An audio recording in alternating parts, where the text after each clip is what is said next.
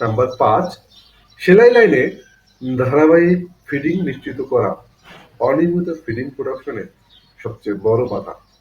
সময়মতো cutting, stock management এবং সঠিক ফিডিং প্ল্যান এসব থাকলে লাইন কখনো থেমে থাকে না, অপারেটর আইডল থাকে না।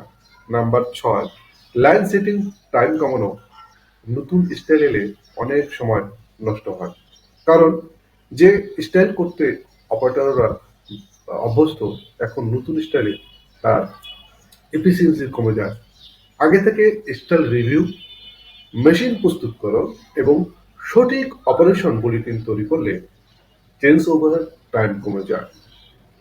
ইউভিটি বা অটো ট্রিমার সেলাই মেশিন ব্যবহার। ইউভিটি মেশিন স্বয়ংক্রিয়ভাবে থ্রেড কাটে। এতে অপারেটরের সময় বাঁচে, ক্লান্তি কমে, আউটপুট দ্রুত বাড়ে। আধুনিক মেশিন মানে বেশি উৎপাদন, কম ত্রুটি। সেলাই লাইনের সেরা লেআউট নির্বাচন, যেখানে মুভমেন্ট কম, ম্যাটেরিয়াল হ্যান্ডলিং সহজ এবং কাজের প্রবাহ মসৃণ, সেই লেআউটে প্রোডাক্টিভিটির ভিত্তি। সঠিক লেআউট মানে দ্রুত কাজ, কম ভুল এবং বেশি এফিসিয়েন্সি। নাম্বার ৯, অপারেটরের ইনসেন্টিভ স্কিম চালু করা। অপারেটররা বেশি আউটপুট দিতে আগ্রহী হয় তখনই যখন তার অতিরিক্ত প্রচেষ্টার জন্য অতিরিক্ত পুরস্কার থাকে।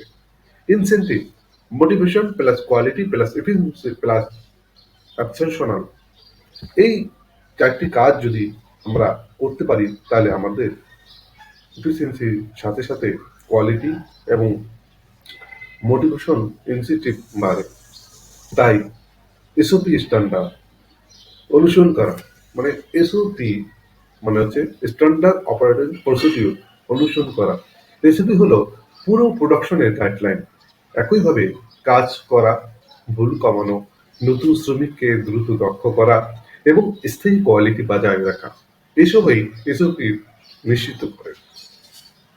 গার্মেন্টস শিল্প দ্রুত বদলাচ্ছে।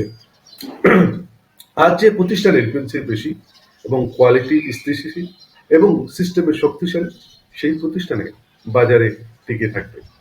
প্রোডাক্টিভিটি বাড়ানো কোনো একদিনের কাজ নয়, এটি একটি ধারাবাহিক প্রক্রিয়া।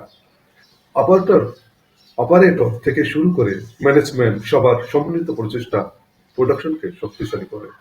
আমরা যদি এই ১০টি পদ্ধতি সঠিকভাবে অনুসরণ করতে পারি, তবেই অবশ্যই আমাদের ফ্যাক্টরি আরো লাভজনক, আরো দক্ষ ও আরো প্রতিযোগিতামূলক হয়ে উঠবে।